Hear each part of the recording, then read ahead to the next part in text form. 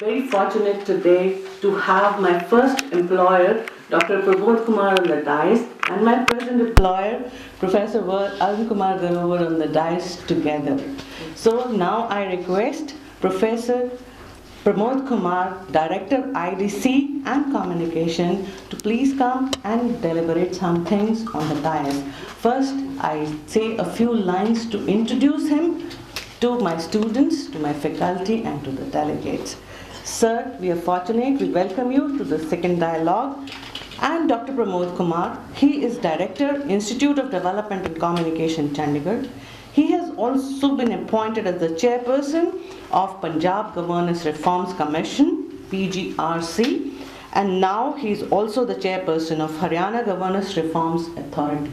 And in his words, this is a ground zero, PGRC model now template for the whole country, and it was set up to improve the welfare of the disadvantaged, marginalized and deprived section of the societies and to achieve good governance based upon high ethical values. So in his words, he said that even after 66, now of course 68 years of independence, if somebody has to go to a gazetteer officer and get himself recognized by his name, what type of country are we living in? So this is the thought process of Professor Dr. Pramod Kumar. And sir, I please request you to come and deliberate on this particular issue. Please.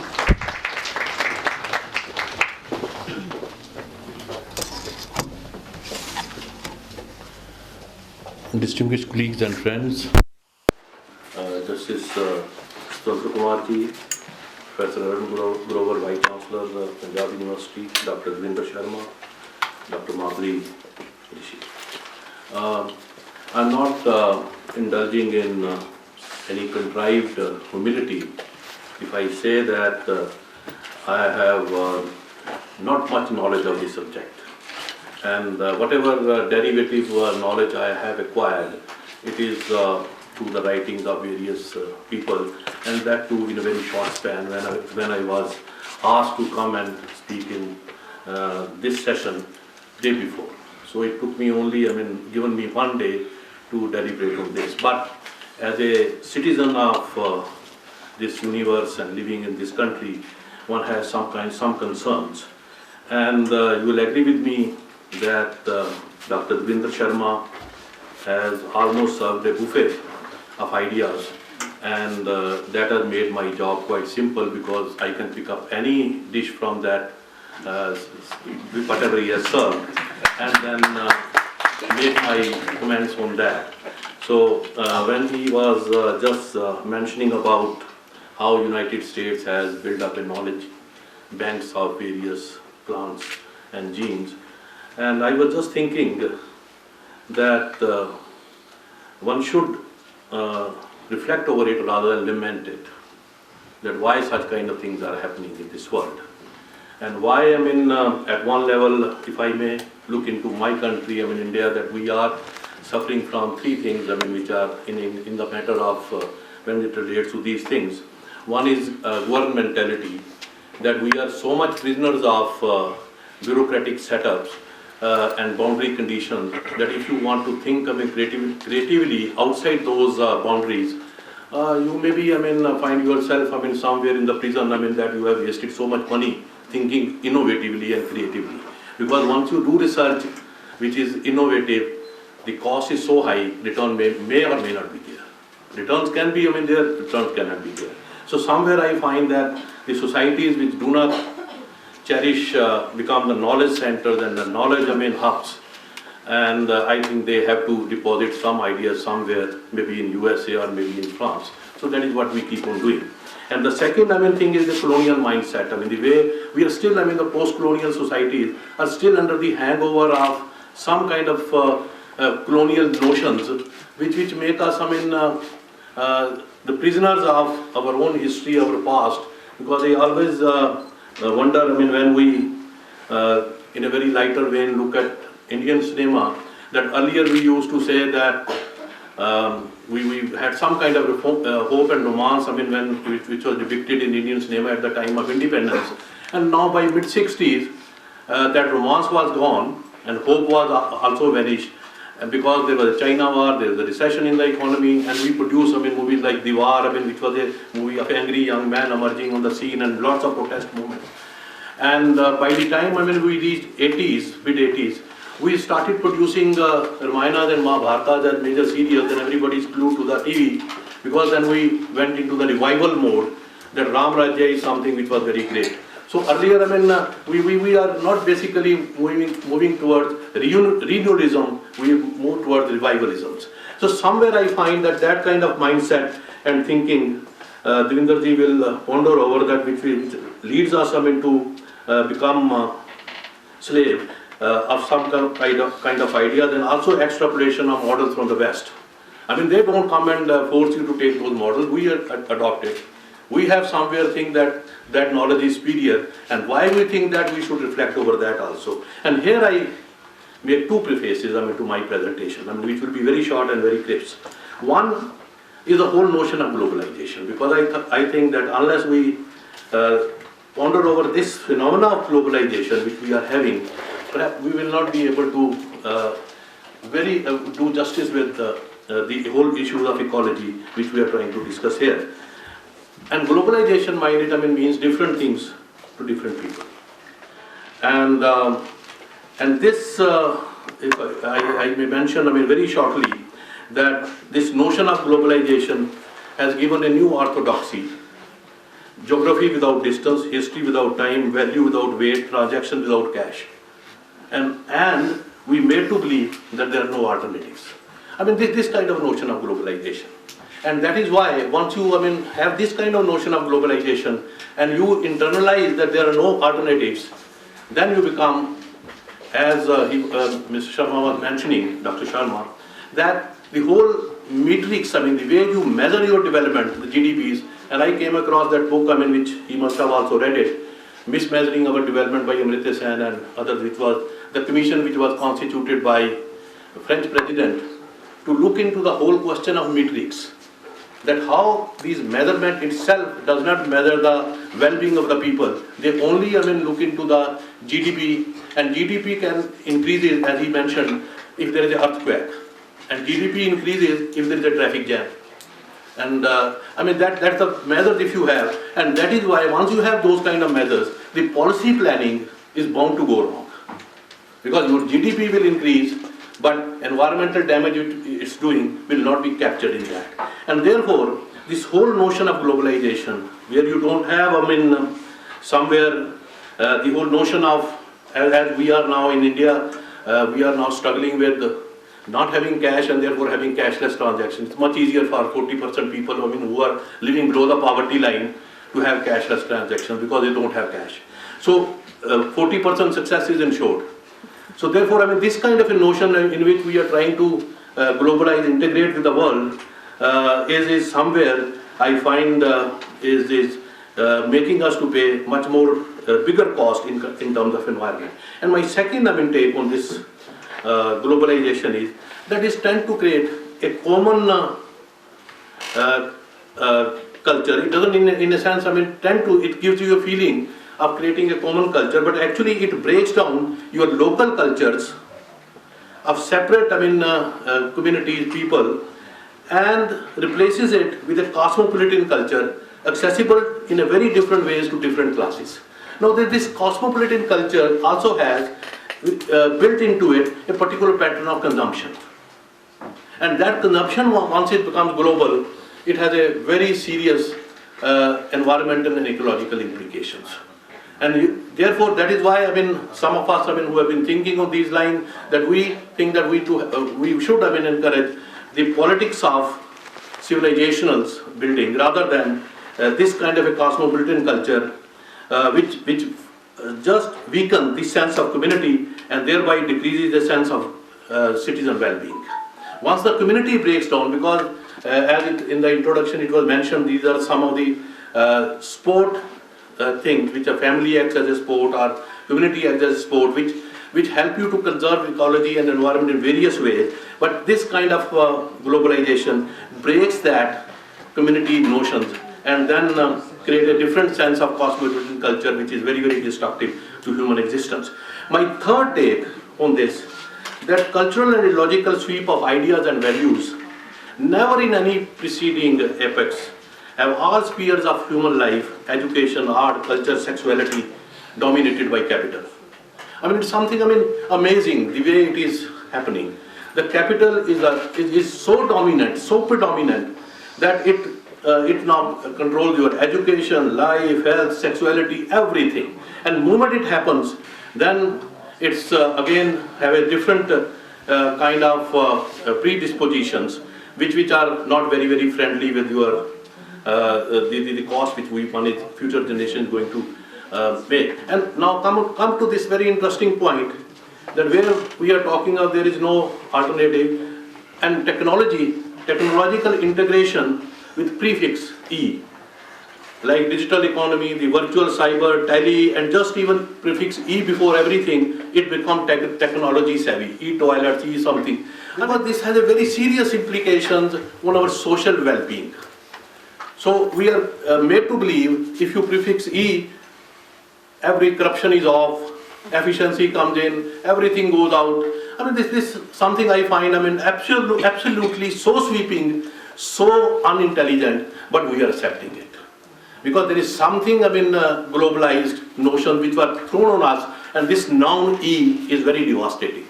Always be very careful that E, wherever E, be cautious. Because it is prefixed, I don't know wherever. On infinite range of abstract nouns, they prefix E. So therefore, I think, this is another, challenge with the whole process of globalization is throwing before us. And related to this, of course, the very serious implication that the sovereignty is being now shifting away from the state to the market. And they say it's the market which shall work, not the state. And we have accepted it. After accepting it, we want to protect our ecology. How can you do that? Unless you question the basics, you cannot protect your ecology. Then let's pay some lip service to ecology also. Let people make profit, but still we can do plant 1 crore trees. Do that. Then trees will also be cut one day, and some mafia will come. Then we'll say mafia is coming now, Kejriwal will handle them. That will not happen. The whole question is you have to go into the deep issues that once you attributing sovereignty to market, then market has its own logic. It doesn't listen to the voices of the poor, it doesn't listen to the voices of reason, it doesn't listen to voices of the sustainability, which Dr. Devinder Sharma was very, because market is very secular. It's above everything. And it does not, even it doesn't meant to hear the voices of poor. Why it should? It's not the job of the market to hear the voices of poor. Let them starve, let them die, let them do anything. You may have, any kind of environmental disasters, have this. It's your problem. It does not give us also sense of meaning and responsibility, and even financial markets. The way we are emphasizing on that is also make us not to value our assets. Because here comes again the question of metrics. How you measure it? The assets then don't get measured. Because financial regulatory markets are the least responsive to the assets. And assets don't, because assets, their measurement changes, from minute to minute. You look at the sense it keeps changing. So when problem of globalization and environmental resources sustainability are combined, the GDP measures are become misleading. And GDP increases and well-being decreases. And I always, because I found that book very fascinating, where they have gone into the whole, the GDP is only a production-related indicator. It does not measure the well-being as well as distributive justice measures.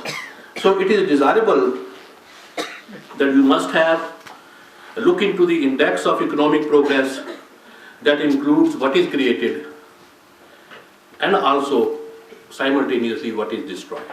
As Dr. Devinder Sharma also mentioned, and he requested the chairperson to constitute a task group which can look into these kind of measures, that what it creates and what it destroys, and whether we are able to meet those costs or not.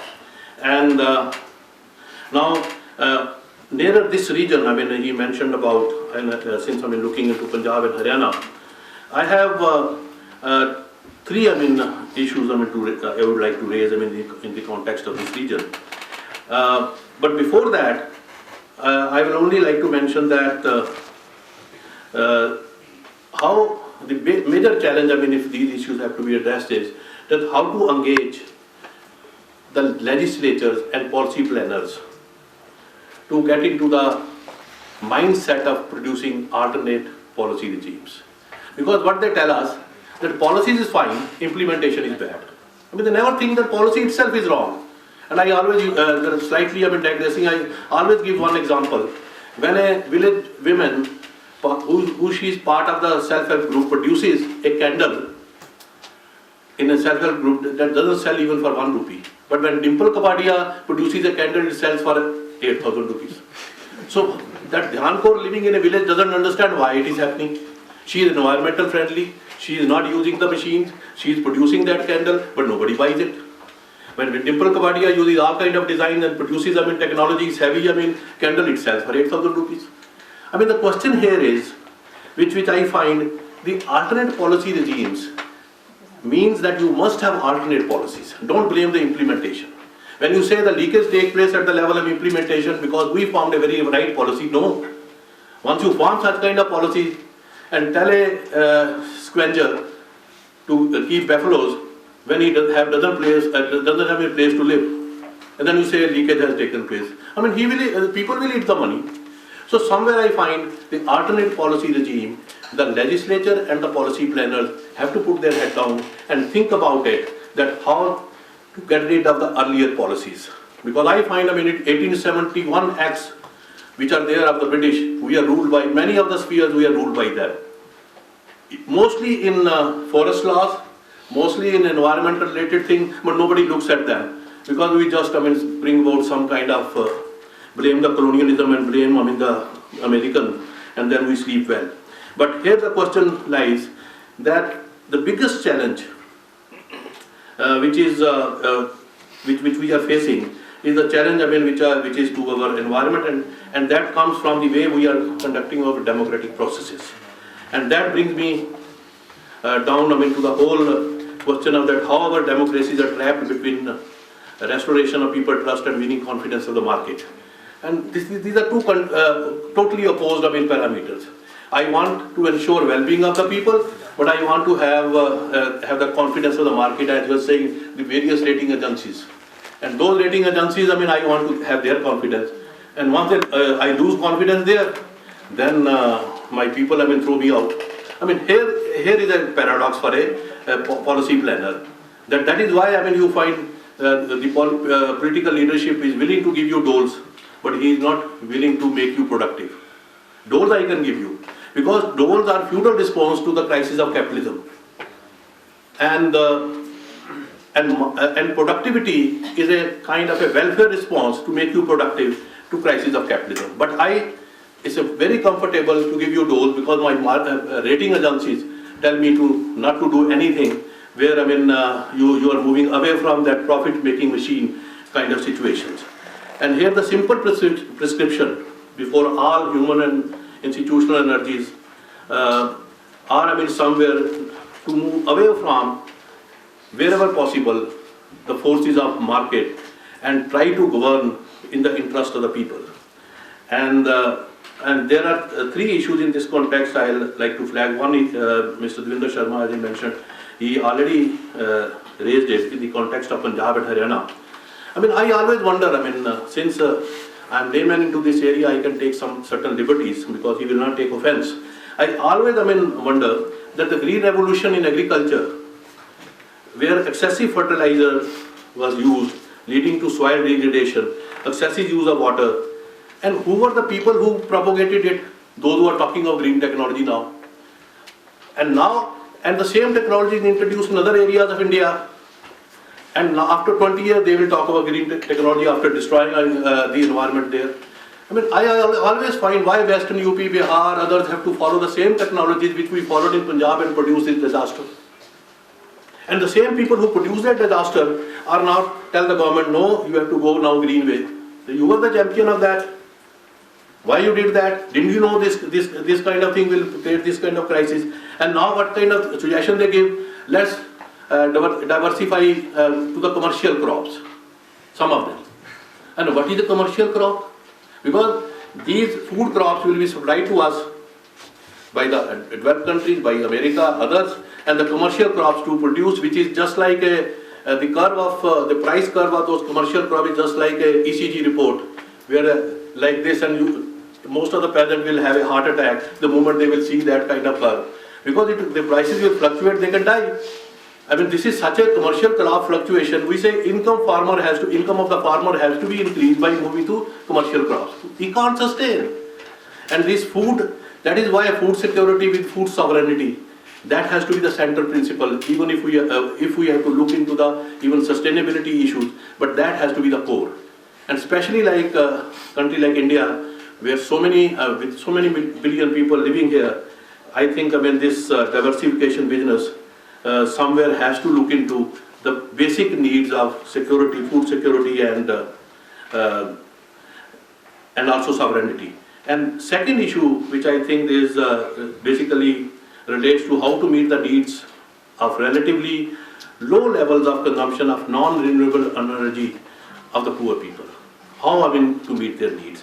And this necessitates to formulate a viable policy to shift from non-renewable energy sources to renewable energy sources, especially solar or something.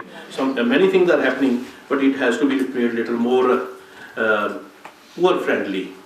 And my third, I mean, issue, I mean, which I think should be raised in the context of this region, is the whole overemphasis on recycling per se as a solution. And to my mind, it underplays the polluting impact of manufacturing sector. And we keep on emphasizing, for example, most of the pollution boards which we have in these states, they emphasize on municipal waste, local businesses, educational institutions, domestic, I mean, kind of things. They don't, I mean, pay much attention to tons of waste generated by industrial processes of manufacturing. And this may be, I mean, their perverse incentive may be there somewhere, I don't know. But somewhere I think that that emphasis has to be restored so that somewhere the ecological imbalances which are created by the whole processes should be looked into. And lastly, I'll only sum up by saying that it has to be everything, as Dr. Devinder Sharma has said, and holistic. Because if it is not everything and holistic, you will not be able to find your ways in various ways. And no doubt, it is becoming more and more impossible. And let me sum up with the words of Herbert Marcuse, when he said that if you do not do the impossible, be prepared to face the unthinkable. Thank you.